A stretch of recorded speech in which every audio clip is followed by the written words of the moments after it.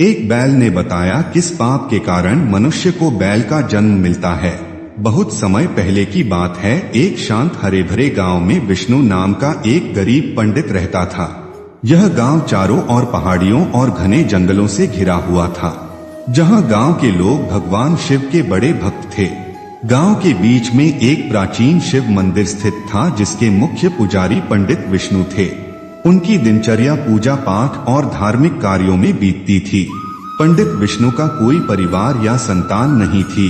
वह मंदिर के पास स्थित एक छोटी सी झोपड़ी में अकेले रहते थे, लेकिन गांव के लोग उनका बहुत आदर करते थे। पंडित विष्णु जी का जीवन बेहद सादा था। उनके पास अपनी कोई जमीन नहीं थी, इसलिए वे गांव के घर घर जाकर पूजा पाठ करते और जो भी उन्हें मिलता उसी से अपना गुजारा कर लेते। उनका स्वभाव इतना सरल और मिलनसार था कि गांव के हर व्यक्ति के साथ उनका एक गहरा रिश्ता था। मित्रों, समय के साथ पंडित विष्णु की उम्र बढ़ रही थी। उनके बाल सफेद हो चुके थे और शरीर में कमजोरी भी आने लगी थी, जिससे वह पहले जैसे ऊर्जावान नहीं रहे। फिर एक दिन पंडित विष्णु मंदिर के सामने बैठे गहरी सोच में डूबे हुए थे। उनके मन में बार बार यह सवाल उठ रहा था, मैं तो अकेला हूँ, जब और बूढ़ा हो जाऊंगा तब मेरा ध्यान कौन रखेगा। उन्होंने सोचा, अभी तो मैं गांव वालों के घर जाकर पूजा पाठ कर लेता हूँ, लेकिन जब शरीर साथ नहीं देगा तब क्या होगा। लोग उनका सम्मान करते थे, लेकिन पंडित विष्णु जानते थे कि जीवन की अनिश्चित का कोई ठिकाना नहीं है। वह इस बात को लेकर चिंतित थे कि उनका बुढ़ापा कैसे बीतेगा। फिर उन्होंने खुद से कहा, मुझे अपने भविष्य के बारे में कुछ सोचना होगा। अगर मैं अभी कुछ नहीं किया तो बुढ़ापे में दर दर भटकना पड़ेगा। फिर अगले दिन से पंडित विष्णु ने अपनी दिनचर्या में एक छोटा सा बदलाव किया और वह पूजा पाठ के बाद मिलने वाले अनाज का एक हिस्सा खुद खा लेते थे और बाकी को बचा लेते थे। फिर धीरे धीरे उनके पास अनाज इकट्ठा होने लगा। कुछ महीनों में उन्होंने इतना अनाज जमा कर लिया कि उसे बाजार में बेचकर कुछ स्वर्ण मुद्राएं भी जमा कर ली।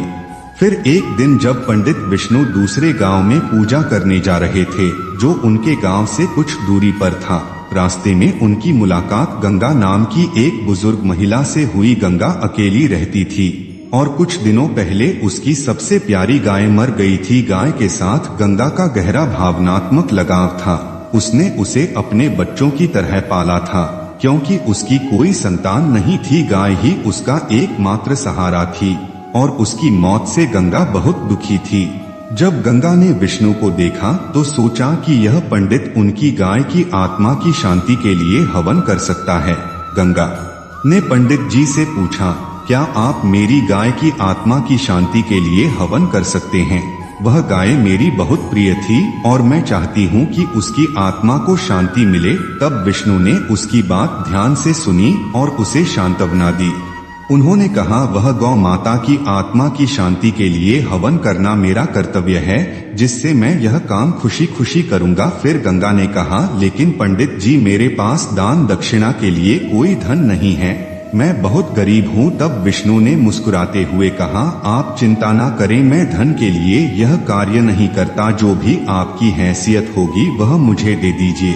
आवश्यक सामग्री जुटाकर विष्णु ने पूरे विधि विधान से हवन किया। फिर हवन समाप्त होने के बाद गंगा ने विष्णु को धन्यवाद दिया और कहा, मेरे पास धन तो नहीं है, लेकिन मैं आपको दक्षिणा में यह बछड़ा दे सकती हूँ। यह बछड़ा इस गाय का है जिसकी आत्मा की शांति के लिए आपने हवन किया है, कृपया इसे स्वीकार करें।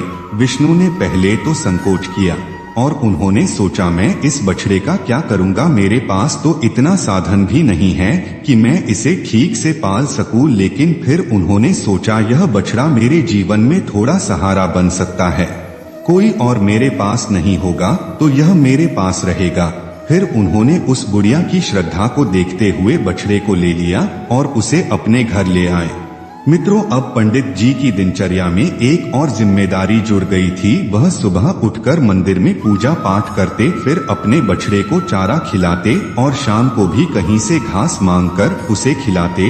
धीरे धीरे बछड़ा बड़ा होने लगा और पंडित जी को उसकी देखभाल करने में संतोष और खुशी मिलने लगी। बछड़ा उनके जीवन का अभिन्न हिस्सा बन गया था और उनके बीच एक गहरा संबंध बन गया था। गांव के लोग भी इस संबंध को देखकर आश्चर्यचकित थे और वे सोचते थे कि विष्णु जैसे अकेले व्यक्ति के लिए बछड़ा कितना बड़ा सहारा बन गया है। मित्रों, गांव के पास के शहर में धारुक नाम का एक धनी व्यापारी रहता था। वह पशुओं का व्यापार करता था और गांव के लोगों से पशु खरीदने बेचने में विशेष रुचि रखता था। जब धारुक को विष्णु के बैल के बारे में पता चला तो उसने सोचा कि वह बैल अद्वितीय है, जिसकी शक्ति और आकार की चर्चा पूरे गांव में थी। फिर धारुक ने सोचा, अगर मैं यह बैल हासिल कर लूंगा तो मेरा व्यापार और बढ़ जाएगा। यह बैल मेरे लिए सोने की खान साबित हो सकता है।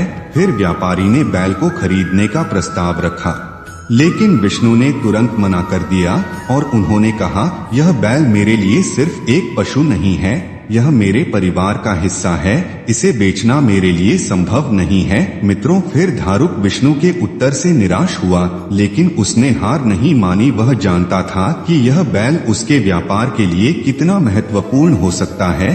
फिर उसने एक चाल भरी योजना बनाई। धारुक ने गांव के कुछ लोगों से मिलना शुरू किया। वह जानता था कि गांव के लोग विष्णु का बहुत सम्मान करते हैं, लेकिन कुछ लोग उनकी गरीबी का मजाक भी उड़ाते थे। व्यापारी ने इन लोगों के जरिए यह अफवाह फैलानी शुरू की कि विष्णु का बैल बहुत कीमती है और उसे राजा की गौशाला में होना चाहिए, न कि किसी गरीब ब्राह्मण के पास। फिर गांव में यह अफवाह जल्दी ही जोर पकड़ने लगी। लोग चर्चा करने लगे कि अगर यह बैल राजा के पास होता तो कितना अच्छा होता। यह बैल पूरे राज्य के लिए गर्व का विषय बनता। धारुक की यह चालाकी धीरे धीरे काम करने लगी। उसने तय किया कि अब राजा विक्रम के पास जाने का समय आ गया है। फिर एक दिन वह राजा विक्रम के दरबार में गया। राजा विक्रम एक शक्तिशाली और धनी राजा थे। उनकी गौशाला में कई कीमती गायें और बैल थे और वे पशुपालन में गहरी रुचि रखते थे। फिर धारुक ने राजा से कहा, महाराज, हमारे गांव में एक ब्राह्मण विष्णु के पास एक बहुत ही सुंदर और बलवान बैल है। वह बैल इतना ताकतवर है कि 5-5 बैलगाड़ियों को एक साथ खींच सकता है। मैंने आज तक ऐसा बैल नहीं देखा। वह आपकी गौशाला की शोभा बढ़ाएगा। मित्रों, फिर राजा विक्रम ने धारुक की बात ध्यान से सुनी और उसमें रुचि दिखाई। उन्होंने कहा, अगर वह बैल वाकई इतना अद्वितीय है तो उसे हमारी गौशाला में होना चाहिए। ऐसा बैल हमारे राज्य की शान बढ़ाएगा। फिर धारुक ने तुरंत राजा की प्रतिक्रिया का फायदा उठाते हुए कहा, महाराज, विष्णु बहुत गरीब है और शायद वह बैल दान में ना दे, लेकिन अगर आप उन्हें आदेश देंगे तो वह आपके अनुरोध को ठुकरा नहीं पाएंगे। मित्रों, फिर राजा ने सोचा, ब्राह्मणों का सम्मान करना हमारा कर्तव्य है, लेकिन अगर यह बैल इतना ही सुंदर है तो इसे राज्य के लिए प्राप्त करना भी हमारा धर्म है। फिर राजा विक्रम ने अपने सैनिकों को आदेश दिया कि वे उस ब्राह्मण के घर जाएं और बैल को लाकर उसकी गौशाला में रख दे। राजा ने सोचा कि विष्णु एक गरीब ब्राह्मण है और वह राजा का आदेश नहीं टाल पाएगा। फिर राजा के सैनिक विष्णु के घर पहुंचे और उन्हें राजा का आदेश सुनाया। फिर विष्णु यह सुनकर आश्चर्यचकित रह गया। उसका प्रिय बैल उनसे छीन लिया जाएगा, यह सोचकर उसका हृदय दुख से भर गया। इसलिए उसने सैनिकों से विनती की, यह बैल मेरे लिए सिर्फ एक जानवर नहीं है, यह मेरे जीवन का हिस्सा है।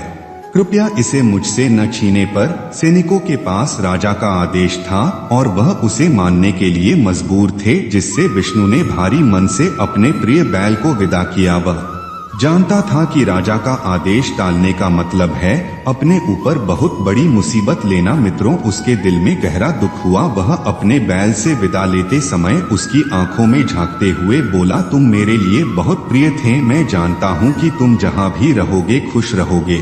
और बैल आंखों में दर्द भरा भाव लिए राजा के सैनिकों के साथ चल पड़ा।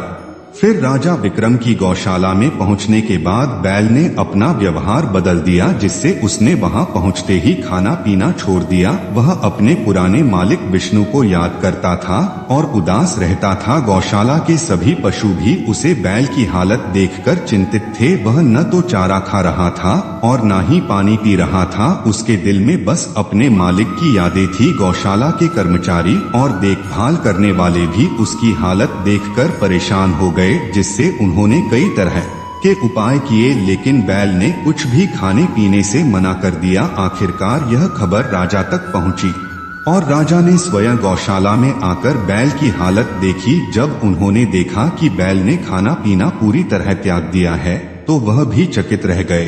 उन्होंने बैल के बारे में तो सुना था, लेकिन यह नहीं सोचा था कि एक पशु इतना वफादार हो सकता है।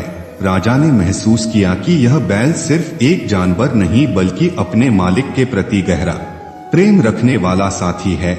फिर राजा ने अपने दरबार में मंत्रियों से चर्चा की और इस निष्कर्ष पर पहुंचे कि बैल को उसके मालिक विष्णु के पास वापस भेज देना चाहिए। राजा ने विष्णु को दरबार में बुलाया और कहा, ब्रह्मा देव, यह बैल आपके बिना नहीं रह सकता। हमने इसे अपने पास रखने की कोशिश की, लेकिन इसकी वफादारी और प्रेम को देखते हुए हम इसे आपको लौटा रहे हैं। तब विष्णु ने यह सुनकर अत्यंत प्रसन्नता से भर गए और उनकी आंखों में आंसू आ गए। फिर उन्होंने राजा का धन्यवाद करते हुए कहा, महाराज, यह बैल मेरे लिए सिर्फ एक जानवर नहीं बल्कि मेरे परिवार का हिस्सा है। मैं आपका आभारी हूँ कि आपने इसे मुझे लौटा दिया। फिर राजा ने कहा, यह बैल वफादारी का प्रतीक है और तुम धन्य हो कि तुम्हारे पास ऐसा पशु है। इसे अपने साथ ले जाओ और इसका ध्यान रखो। फिर विष्णु अपने प्रिय बैल को लेकर घर लौट आए और बैल ने जैसे ही अपने पुराने मालिक को देखा वह खुशी से उछल पड़ा और तुरंत खाने पीने लगा। गांव के लोग इस पुनर्मिलन को देखकर बहुत खुश हुए। पूरे गांव में यह चर्चा फैल गई कि विष्णु और उनके बैल का प्रेम कितना गहरा है। अब विष्णु और उनका बैल एक दूसरे के सबसे करीबी साथी बन गए थे। गांव के लोग भी इस प्रेम और वफादारी की मिसाल देखकर प्रभावित हुए। कहते कि ब्राह्मण का बैल कोई साधारण बैल नहीं है, यह भगवान शिव का आशीर्वाद है।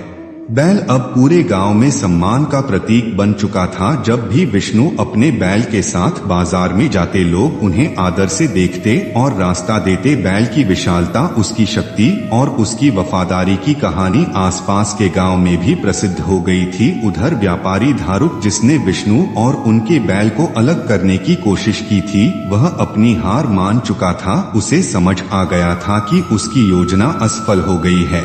अब लोग उसकी चालबाजियों को जान चुके थे और उससे दूरी बनाए रखने लगे थे। उसे अपनी गलती का एहसास हो चुका था, लेकिन अब कुछ नहीं किया जा सकता था। धारुक ने मन ही मन स्वीकार कर लिया कि विष्णु और उनके बैल का रिश्ता भगवान की मर्जी है और इसे किसी चाल से नहीं तोड़ा जा सकता। उसने अपनी चालबाजियों को छोड़कर ईमानदारी से जीवन जीने और व्यापार करने का संकल्प लिया। मित्रों, फिर समय बीतता गया और विष्णु तथा उनका बैल शांतिपूर्ण जीवन बिताने लगे। विष्णु अब पूरी तरह से भगवान शिव की सेवा और अपने बैल की देखभाल में समर्पित हो गए थे। हर सुबह वह अपने बैल को चारा खिलाते, उसे नहलाते और फिर मंदिर जाकर पूजा पाठ करते। बैल भी अब पहले से अधिक मजबूत और स्वस्थ हो गया था। उसकी विशाल कदकाठी गांव के हर व्यक्ति को आकर्षित करती थी। गांव के बच्चे भी उसके साथ खेलते और उसे सहलाते और बैल भी उनके साथ बहुत शांत और स्नेहपूर्वक पेश आता था। गांव के लोग मानते थे कि यह बैल भगवान शिव का आशीर्वाद है, जो विष्णु को उनके निस्वार्थ जीवन और धार्मिक आचरण के कारण मिला है। फिर एक दिन जब विष्णु अपने बैल को चारा खिला रहे थे, तभी बैल ने कहा, मालिक, आप मेरा बहुत ख्याल रखते हैं, इसलिए मैं आपकी परेशानियों को दूर करना चाहता हूँ। तब ब्राह्मण यह सुनकर चकित रह गए कि उनका बैल उनसे इंसानों की आवाज में बात कर रहा है। वह कुछ समझ नहीं पाए कि यह क्या हो रहा है। फिर बैल ने अपनी बात जारी रखते हुए कहा, मालिक, मेरी बातों पर विश्वास करें, मैं आपकी परेशानियों को दूर करने का एक उपाय बताऊंगा जिससे आपकी धन की समस्या का समाधान हो जाएगा। मैं साधारण बैल नहीं हूँ, लेकिन आपको यह बात सही समय पर बताऊंगा। फिलहाल आप मेरी बात सुने और वैसा ही करें जैसा मैं कहता हूँ। फिर ब्राह्मण ने उसकी बात सुनकर सोचा कि योजना तो अच्छी है, परंतु उन्हें डर था कि कहीं वह उसमें खुद न फंस जाए। बैल ने उन्हें आश्वासन दिया, मालिक, मुझ पर विश्वास कीजिए, मैं आपको किसी मुश्किल में नहीं डालूंगा। मैंने कहा ना, मैं साधारण बैल नहीं हूँ। फिर अगले दिन ब्राह्मण एक व्यापारी सेठ के पास पहुँचे और कहा, सेठ जी, मेरा मन है कि मैं आपसे एक बैल खरीद लूं। मेरे पास एक जोड़ी बैल हो जाएगी तो मैं खेती का काम अच्छे से कर सकूंगा। तब सेठ ने जवाब दिया, मेरे पास एक से बढ़कर एक अच्छे बैल है। फिर ब्राह्मण ने कहा, सेठ जी, आपके बैल अच्छे होंगे पर मेरे बैल के मुकाबले का बैल नहीं है। मेरा बैल इतना ताकतवर है कि वह अकेले ही अनाज की बोरियों से लगी 5 बैलगाड़ियों को खींच सकता है। सेठ यह सुनकर हंस पड़ा और कहा, तुम्हारा बैल भले ही ताकतवर हो पर यह संभव है कि वह अकेले 5 बैलगाड़ियों को खींच सके। फिर ब्राह्मण ने जवाब दिया, अगर आपको मेरी बात पर भरोसा नहीं हो रहा है तो हम शर्त लगा सकते हैं। फिर सेठ सोचा कि ये ब्राह्मण मेरे पास कंगाल होने के लिए आया है और उसने ब्राह्मण की शर्त स्वीकारते हुए कहा, अगर तुम्हारा बैल यह करके दिखाएगा तो मैं तुम्हें 2000 स्वर्ण मुद्राएं दूंगा और अगर वह न कर सका तो तुम्हें 10,000 मुद्राएं और अपना बैल भी मुझे देना होगा। तब ब्राह्मण ने शर्त मान ली। फिर तय हुआ कि 2 दिन बाद पूरे गांव के सामने यह कारनामा दिखाया जाएगा। इस बात की खबर पूरे गांव में फैल गई और लोग बेसब्री से उस दिन का इंतजार करने लगे। आखिरकार 2 दिन बाद एक खुले मैदान में 5 अनाज से भारी बैलगाड़ियां लाई गई और उन्हें एक एक करके जोड़ा गया। सभी की नजर ब्राह्मण के बैल पर थी। बैल ने जोर लगाया पर गाड़ियां अपनी जगह से हिली तक नहीं। यह देखकर सेठ के चेहरे पर मुस्कान आ गई, लेकिन कुछ देर बाद बैल ने फिर से पूरी ताकत लगाई और इस बार चमत्कार हो गया। बैल ने 5 गाड़ियों को एक साथ खींचते हुए कोसों दूर तक पहुंचा दिया। यह देखकर लोग हैरान रह गए और बैल की शक्ति की सराहना करने लगे। आखिरकार सेठ को अपनी शर्त हारनी पड़ी और उसने ब्राह्मण को 2000 स्वर्ण मुद्राएं दे दी। फिर ब्राह्मण स्वर्ण मुद्राओं की थैली लेकर घर लौट आया, लेकिन सेठ को हार पर गुस्सा आ गया। उसी रात उसने अपने कुछ लठैत ब्राह्मण के घर भेजकर हमला किया, पर बैल ने सभी को पूरी तरह पिट दिया। जिसका शोर सुनकर जब ब्राह्मण बाहर आया तो उसने देखा कि लठैत जमीन पर पड़े थे। ब्राह्मण ने उन्हें भगा दिया। फिर ब्राह्मण ने बैल के पास जाकर उसके सिर पर प्यार से हाथ फेरा और पूछा, बेटा आज सच सच बताओ कि तुम कौन हो? मालिक, अब समय आ गया है कि मैं आपको अपनी असली पहचान बताऊं। बैल अपनी कहानी सुनाते हुए कहता है कि पिछले जन्म में मैं एक पंडित था और भगवान शिव का भक्त था। फिर एक दिन मुझे दान में एक गाय मिली। उस गाय ने एक बछड़े को जन्म दिया, पर मैंने उस बछड़े के साथ अच्छा व्यवहार नहीं किया। मैं उसे पूरा दूध पीने नहीं देता था और सारा दूध अपने परिवार के लिए निकाल लेता था। धीरे धीरे बछड़ा कमजोर होता गया और अंत में उसकी मृत्यु हो गई, जिसके इस दुख में गाय ने भी खाना पीना छोड़ दिया और कुछ दिनों बाद वह भी मर गई। तब इन दोनों निर्दोष जीवों की मृत्यु का पाप मेरे सिर पर चढ़ गया, जिसके कारण मुझे इस जन्म में बैल के रूप में जन्म लेना पड़ा। भगवान शिव की कृपा से मुझे अपने पिछले जन्म की याद है और मैं मनुष्यों की भाषा भी बोल सकता हूँ। इसीलिए मैंने अपने पापों का प्रायश्चित करने के लिए आपकी सेवा करने का निश्चय किया है।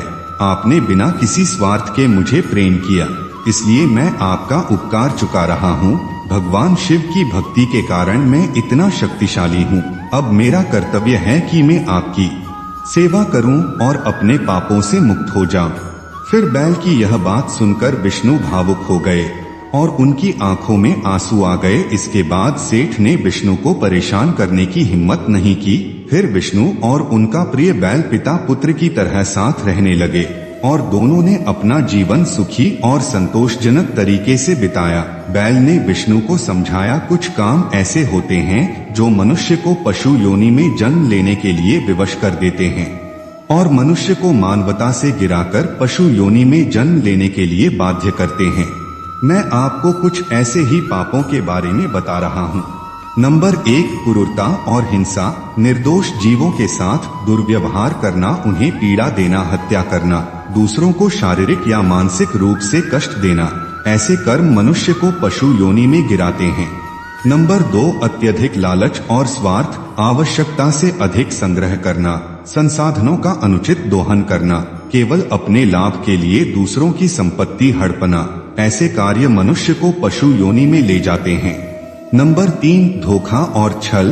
दूसरों को हानि पहुंचाने के लिए धोखा देना, धार्मिक आस्था का गलत इस्तेमाल करना। यह कर्म भी व्यक्ति को पशु योनि में गिराते हैं। नंबर 4, बिना सोचे समझे दूसरों को हानि पहुंचाना, दूसरों की भावनाओं, जरूरत और कष्टों के प्रति उदासीन रहना। यह भी मनुष्य को पशु योनि में गिराने वाला कर्म है। नंबर 5, इंद्रिय सुखों की लालसा, केवल भौतिक सुखों के लिए संबंधों का दुरुपयोग करना, यह भी मनुष्य को पशु योनि में गिराता है। नंबर 6, कमजोरों का शोषण, गरीबों और असहायों का शोषण करना, उनके अधिकारों का हनन करना, यह भी मनुष्य को पशु योनि में गिराने का कारण बनता है। नंबर 7, प्रकृति और पर्यावरण का अनादर, जलवायु, वनस्पति और जीवों को हानि पहुंचाना, यह अधोगति का कारण बनता है। नंबर 8, बुजुर्गों का अनादर, बुजुर्गों और माता पिता का अपमान करना, उनकी देखभाल से मुंह मोड़ना, यह भी पशु योनि में गिराने वाला कर्म है। नंबर 9, अहंकार और अभिमान, स्वयं को सबसे श्रेष्ठ मानना, दूसरों का अपमान करना, ईश्वर का अनादर करना, यह भी व्यक्ति को पशु योनि में गिराता है। नंबर 10, नैतिक पतन, चोरी, धोखा, कपट, धार्मिक कर्तव्यों की अपेक्षा करना, यह भी मनुष्य को पशु योनि में गिराता है। मित्रों, शास्त्रों के अनुसार मनुष्य योनि एक महान अवसर है। इसका सदुपयोग धर्म, कर्म और परोपकार के लिए करना चाहिए। जो व्यक्ति निंदनीय कर्मों में लिप्त रहता है तो उसे अधोगति प्राप्त होती है और पशु योनि में जन्म लेने का दंड मिलता है, जहां उसे पशु प्रवृत्तियों के आधार पर जीवन बिताना पड़ता है। आशा करता हूं कि आपको यह कहानी पसंद आई होगी, और यदि आप इस चैनल कहानी ज्ञान की ज्योत पर नए हैं तो चैनल को सब्सक्राइब कर वीडियो को लाइक एवं शेयर जरूर करें, ताकि हर वीडियो का नोटिफिकेशन आपके पास पहुंच सके। साथ ही कमेंट में जय भोलेनाथ अवश्य लिखें। धन्यवाद।